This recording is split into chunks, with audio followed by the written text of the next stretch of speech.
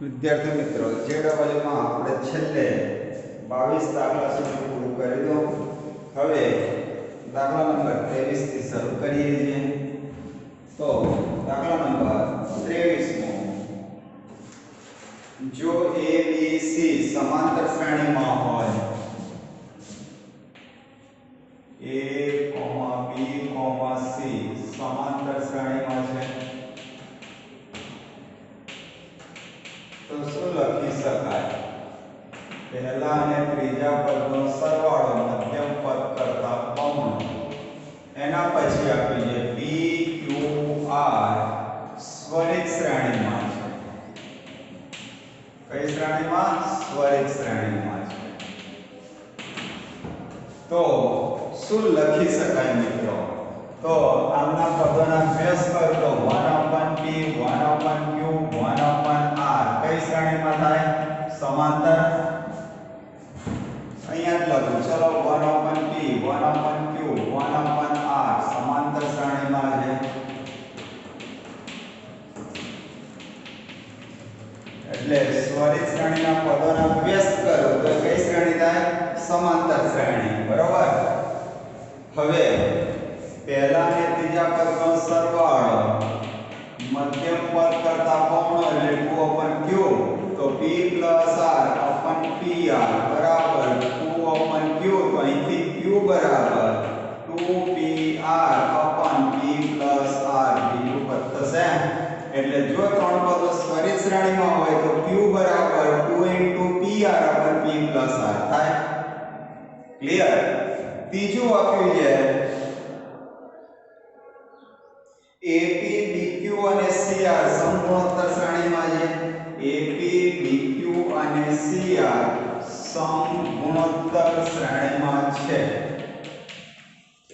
તો પહેલા અને ત્રીજા પદનો ગુણાકાર AP * CR બરાબર મધ્યમ પદના વર્ગ જેટલો થશે.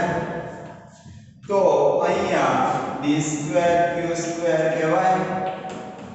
હવે પરિણામ 1 અને 2 પરથી b અને q ની કિંમત અહીંયા મૂકી આવીએ તો AP * CR બરાબર b નો વર્ગ. b એટલે a + c/2 નો વર્ગ.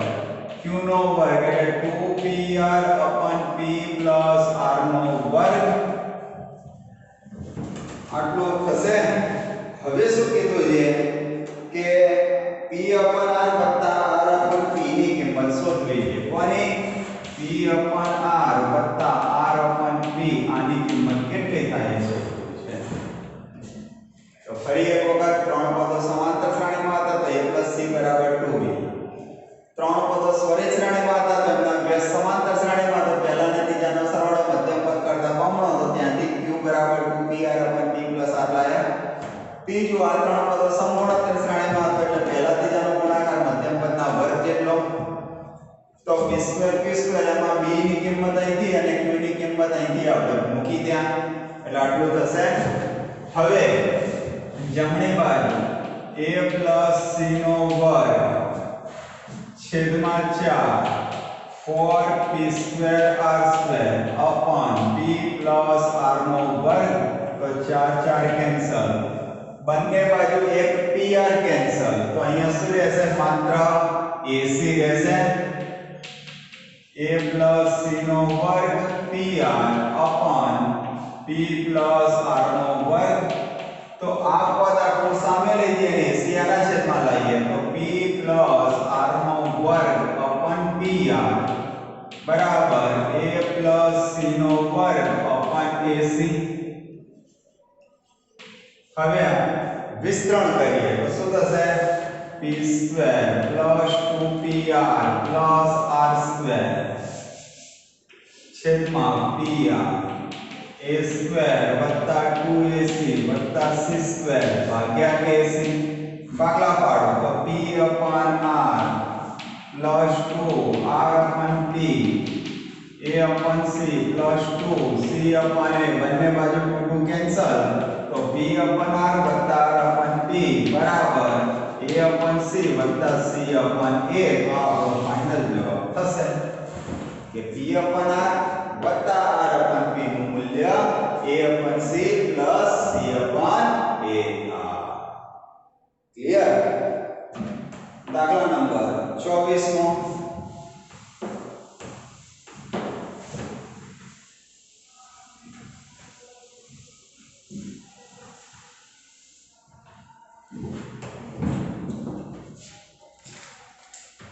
जो a1 a2 an स्वरित श्रेणीમાં છે તો a1 a2 up to an स्वरित શ્રેણીમાં છે.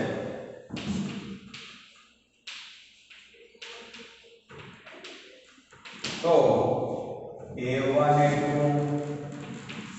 plus a2 a3 plus up to an minus 1 into an બરાબર કેટલા થાય શોધવું છે.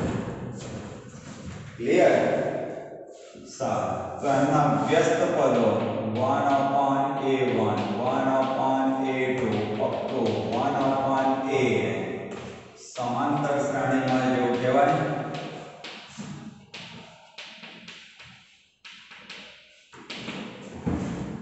चलो समांतर श्रेणी में होय तो बे क्रमिक पदों तफावत એટલે a2 a1 बराबर a3 minus a2 बराबर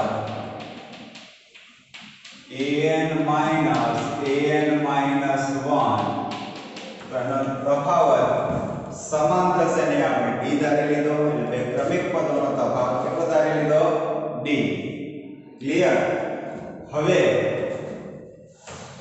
લસા લઈએ તો a1 minus a2 upon a1 a2 a2 minus a3 upon a2 a3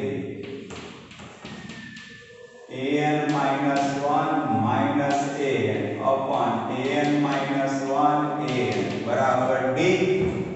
तो आना बराबर d तो d छेदમાં લાવના સામે લઈ જાઓ તો a1 a2 બરાબર કેટલા થશે a1 minus a2 upon d.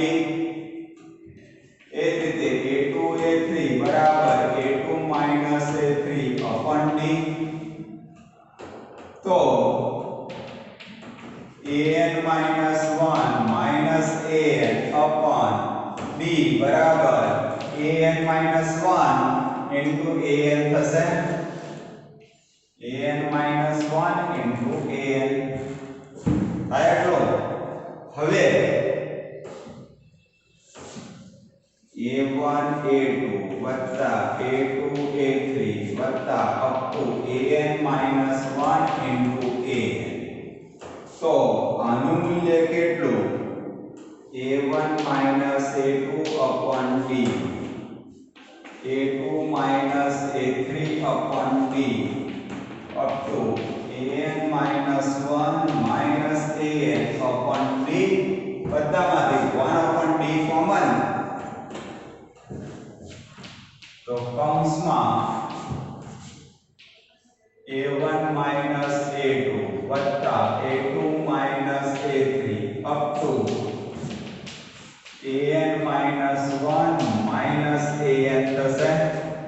પહેલા કૌંસનું બીજું બીજાનું પહેલું બીજું પહેલું બીજું પહેલું કેન્સલ તો કયા બે પદ રહ્યા a1 minus an upon d આટલું રહેશે. હવે આના બરાબર કેટલા તો બરોબર ધ્યાન રાખજો समांतर श्रेणीનું nમું પદ an બરાબર કેટલા 1 upon an થશે. તો nમા પદ માટેનું સૂત્ર પહેલું પદ વત્તા n minus 1 into d લખાયો. છેલ્લું પદ બરાબર પહેલું પદ વત્તા कुल पदों ओछा 1 into d. આપણે tn નું સૂત્ર જાણીએ છીએ n નું a plus n minus 1 into d પણ એની જગ્યાએ 1 upon a1 d તો d. તો આને ડાબી બાજુ લઈ જાઓ તો 1 upon an minus 1 upon a1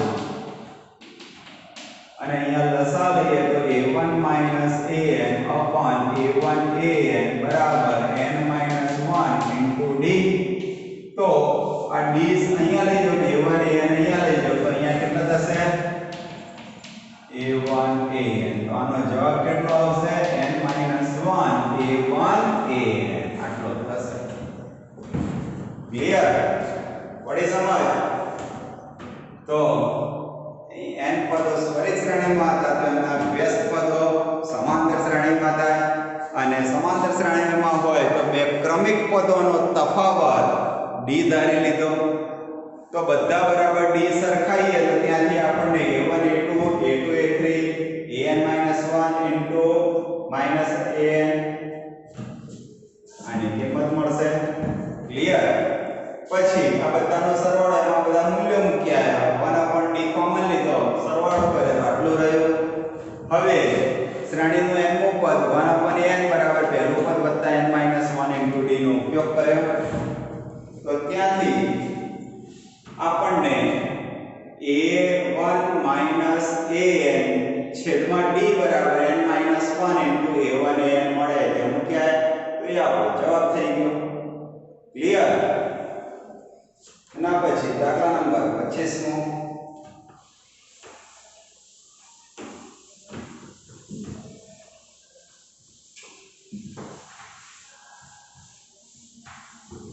હવે 25મો દાખલો જોઈએ પહેલા ધારો કે 1/7 5/7 9/7 કઈ શ્રેણીમાં થાય તો આ માઈનસ આ 4/7 આ માઈનસ આ 4/7 તફાવત સરખો તો સમાંતર શ્રેણીમાં જેવું કહેવાય તો આ ત્રણ પદો સમાંતર શ્રેણીમાં હવે હું ધારો કે 4 વડે ગુણું તો કેટલા થશે 4/7 20/7 36/7 શું આ સમાંતર શ્રેણીમાં થાય તો આ માઈનસ આ 16/7 આ માઈનસ આ 16/7 તો હા તો જો કોઈ ત્રણ પદો સમાંતર શ્રેણીમાં હોય અને કોઈ સમાન કિંમત વાળા દરેક પદને ગુણીએ તો પણ એ ત્રણ પદો સમાંતર શ્રેણીમાં થાય ક્લિયર એટલે ત્રણ પદો સમાંતર શ્રેણીમાં હતા અને કોઈ ચોક્કસ સંખ્યા વડે ત્રણેય પદને ગુણીએ તો એ ત્રણ પદો સમાંતર શ્રેણીમાં થાય હવે આવા કંઈક ઉમેરીએ કે બાદ કરીએ તો સમાંતર શ્રેણી થાય કે નહીં જોઈએ તો બધામાંથી 1 બાદ કરો 1 બાદ કરો 2 બાદ કરો 3 બાદ કરો જે બાદ કરવું હોય 36/7 -1 તો આનો અર્થ કેટલો -3/7 13/7 29/7 તો આમાંથી આ બાદ કરો તો 16/7 આમાંથી આ બાદ કરો તો 16/7 તો કંઈક બાદ કરો તો એ સમાંતર શ્રેણી મળે તો આ જ રીતે કંઈક ઉમેરીએ તો એ સમાંતર શ્રેણી કોઈક સંખ્યા વડે ભાગો તો એ સમાંતર શ્રેણી એટલે જો સમાંતર શ્રેણીના ત્રણ પદો આપ્યા હોય તો એને કોઈ સંખ્યા વડે ગુણવું અથવા કોઈ સંખ્યા વડે ભાગવું અથવા કોઈ સંખ્યા ઉમેરવું અથવા કોઈ સંખ્યા બાદ કરવું તો એ ત્રણ પદો સમાંતર શ્રેણીમાં જ થાય ક્લિયર તો આ દાખલા નંબર 25 નો આધાર આપણે જોયો હવે 25મો દાખલો જો ABC સ્વરિત શ્રેણીમાં હોય A, B, C સ્વરિત શ્રેણીમાં છે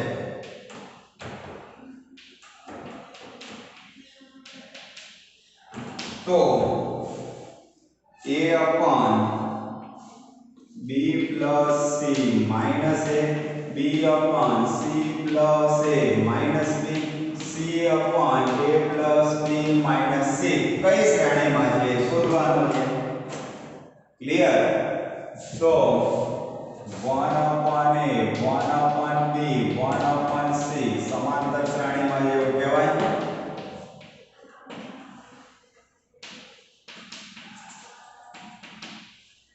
હવે દરેક પદને કોઈ ચોક્કસ સંખ્યા તો ચોક્કસ સંખ્યા a વત્તા b વત્તા c લઈ લો એટલા વડે ગુણીએ તો a + b + c ભાગ્યા a + b + c ભાગ્યા b a + b + c ભાગ્યા c સમાંતર શ્રેણીમાં છે એવું કહેવાય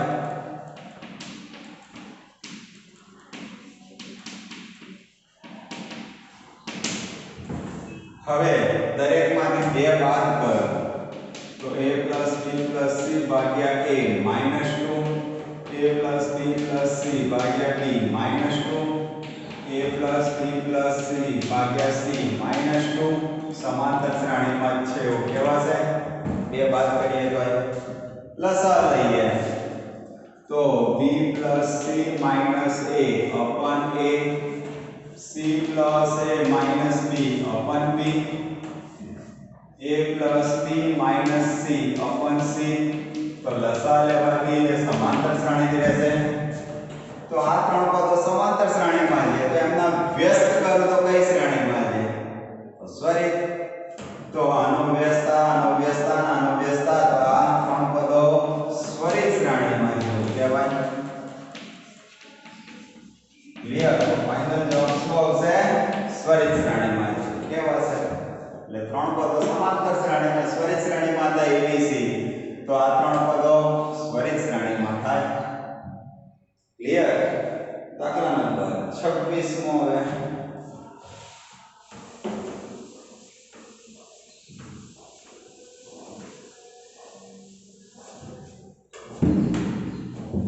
વાસ્તવિક સંખ્યાઓની સમગુણોત્તર શ્રેણીના 5મા અને 8મા પદ અનુક્રમે 7 ફેક્ટોરિયલ અને 8 ફેક્ટોરિયલ એટલે 5મું પદ 7 ફેક્ટોરિયલ 8મું પદ 8 ફેક્ટોરિયલ.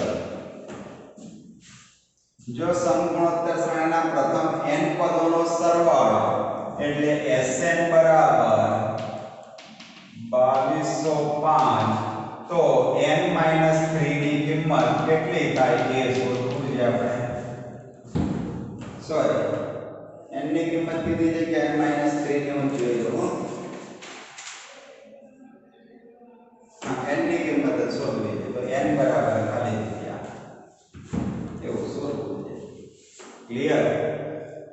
હવે કઈ શ્રેણીની વાત કરી છે? સમગુણોત્તર.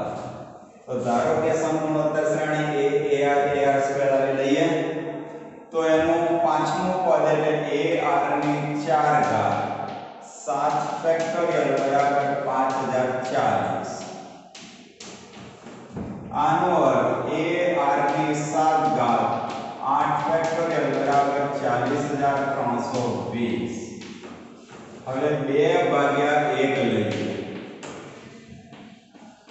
તો ડાબી બાજુ r ની 3 ઘાત રહેશે, જમણી બાજુ 8 ફેક્ટોરિયલ ભાગ્યા 7 ફેક્ટોરિયલ એટલે 8 જ રહેશે. 8 એટલે 2 ની 3 ઘાત માટે r બરાબર 2 મળશે આપણને. r કેટલા મળશે? 2. હવે સમીકરણ 1 પરથી a * 2 ની 4 ઘાત બરાબર 5040 તો a બરાબર 5040 ભાગ્યા 2 ની 4 ઘાત 16 તો જવાબ આવશે 315. તો આપણને પ્રથમ પદ 315 મળ્યું, ગુણોત્તર 2 મળ્યા. હવે n પદોનો સરવાળો તો પહેલું પદ કેટલું? 315 ગુણોત્તર r એટલે 2 તો 2 ની n ઘાત -1 2 - 1 2205 થાય ને.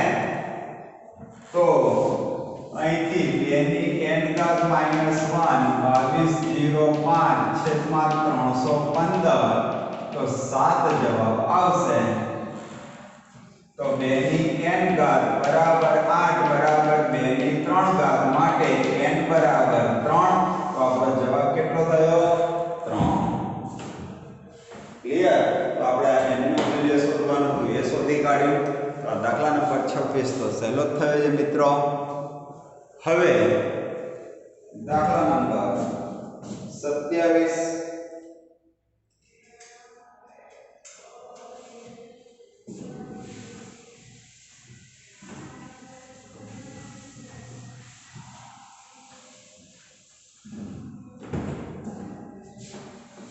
समांतर श्रेणी 258 ना प्रथम 2n पदों सरवाळो ए समांतर श्रेणी 57 59 61 ना प्रथम n पदों सरवाळा जेटलो होय तो n-3 ની કિંમત ખાલી જગ્યા છે.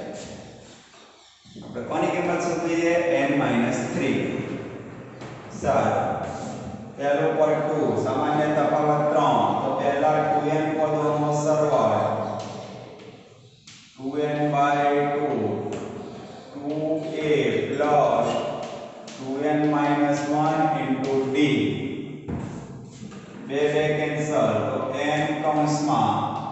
6n -3 + 4 એટલે +1 થશે. ચલો એ જ રીતે a 57 અને d 2 n પદોનો સરવાળો, તો n ભાગ્યા 2 2a + n - 1 into d, તો n by 2 114 2n - 2 એટલે 112 રહેશે. એમાંથી 2 કોમન કાઢી છેદ સાથે ઉડાડી દઈએ તો n + 56 આટલું થશે. હવે શરત અનુસાર શું લખાશે?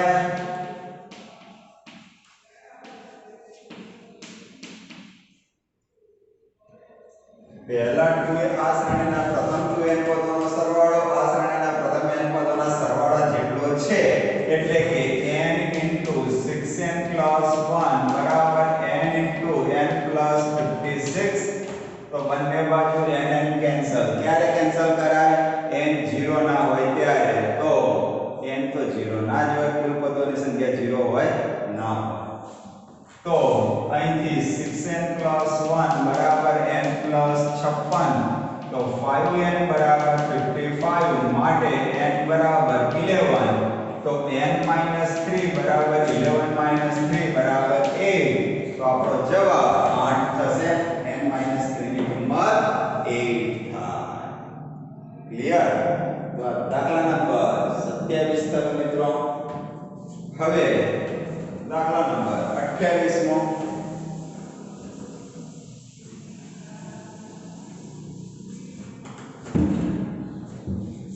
અનંત સમગુણોત્તર શ્રેણીનું પ્રથમ પદ 9 હોય, એટલે કે a બરાબર 9. તો ધારો કે સમગુણોત્તર શ્રેણી કઈ થશે? તો પહેલું પદ 9, બીજો પદ 9r એટલે ગુણોત્તર r ધાર્યો 9r². કેટલા પદો છે? અનંત. અને બીજું પદ તથા બધા પદોનો સરવાળો ધન પૂર્ણાંક હોય, એટલે બીજું પદ એ ધન અને બધા પદોનો સરવાળો એ ધન. ક્લિયર? તો બીજું પદ ધન ક્યારે હોય? r ધન હોય ત્યારે. તો બીજું પદ આપણે y ધારી લીધું, તો એ પણ કેવું? ધન. માટે r કેવો હોવો જોઈએ? ધન જ. r કેવો? ધન હોવો જોઈએ. r ધન હોય તો જ y ધન થશે. અત્યારે આપણે સમજવા માટે લખી લઈએ. તથા બધા પદોનો સરવાળો, બધા એટલે કેટલા? અનંત પદોનો સરવાળો, તો s ઇન્ફિનિટી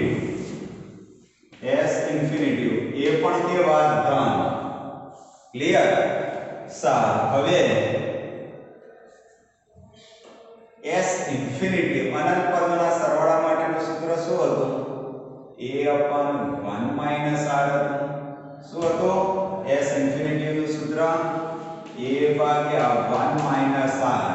આ ધન ક્યારે થાય? તો r નું મૂલ્ય 1 કરતા નાનું હોય ત્યારે મોડ r ની કિંમત કેવી હોવી જોઈએ? 1 કરતા નાની. ત્યારે જ આ સૂત્ર સાચું છે. તો અનંત સમગુણોત્તર શ્રેણીના સરવાળા માટેનું સૂત્ર આપણે આવું જાણીએ છીએ. ક્યારે સાચું? મોડ r <1 હોય ત્યારે. ક્લિયર?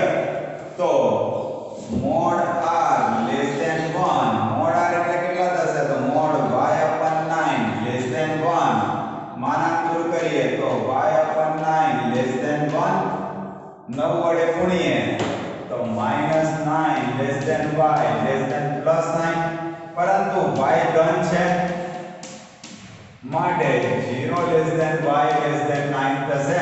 તો y ની કેટલી કિંમત શક્ય બની? 1 2 3 અપ ટુ 8 સુધી, એટલે 8 જુદી જુદી કિંમતો શક્ય બને. તો બીજા પદો જુદી જુદી રીતે 8 રીતે લખી શકાય. તો કુલ શ્રેણીઓની સંખ્યા પણ કેટલી થાય મિત્રો? 8 જ થશે. ક્લિયર? તો આપણે જવાબ શું શોધવાનો હતો? તો શક્ય સમગુણોત્તર શ્રેણીઓની સંખ્યા 8 છે એવું કહેવાય. શક્ય સમગુણોત્તર શ્રેણીઓની સંખ્યા કેટલી થશે? 8. કે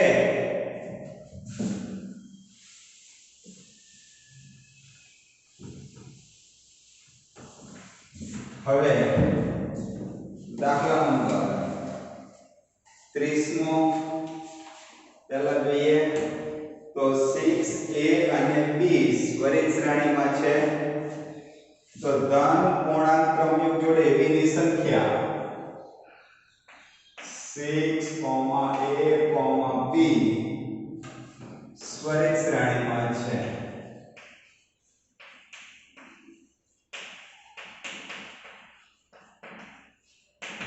તો ક્રમયુગ જોડ AB કેટલી મળે તો 1/6 1/A અને 1/B સમાંતર શ્રેણીમાં છે એવું કહેવાય.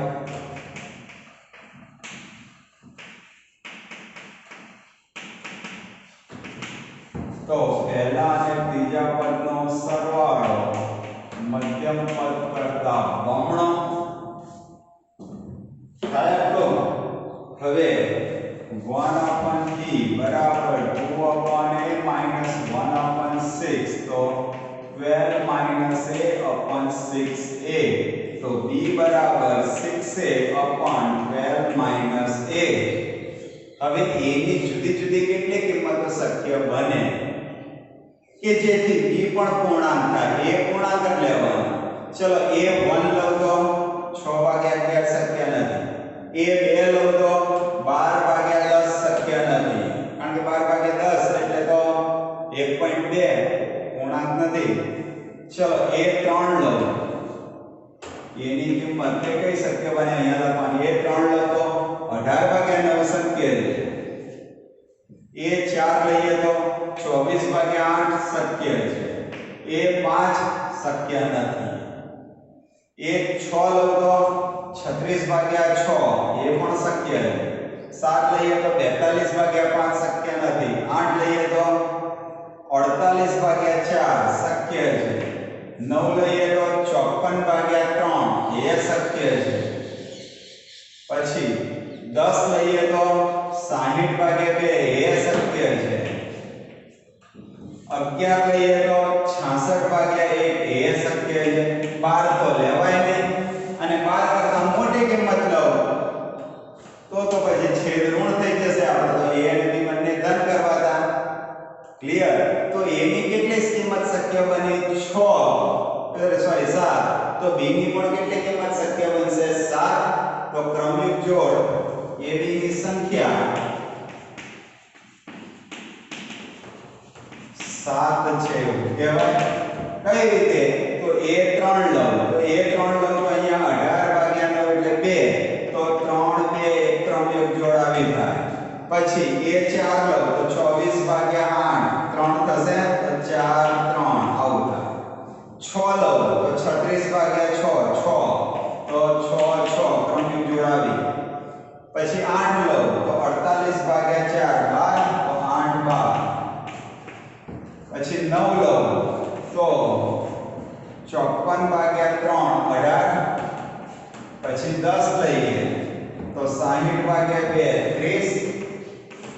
11 લઈએ તો 66/1 એટલે 11 66. તો આટલી ક્રમયુગ જોડ શક્ય બને. એટલે ટોટલ 7 ક્રમયુગ જોડ શક્ય બને. તો હવે મિત્રો આ એસાઇનમેન્ટમાં માત્ર દાખલા નંબર 29 બાકી રહ્યો છે. એ તમે પ્રેક્ટિસ કરી જોજો.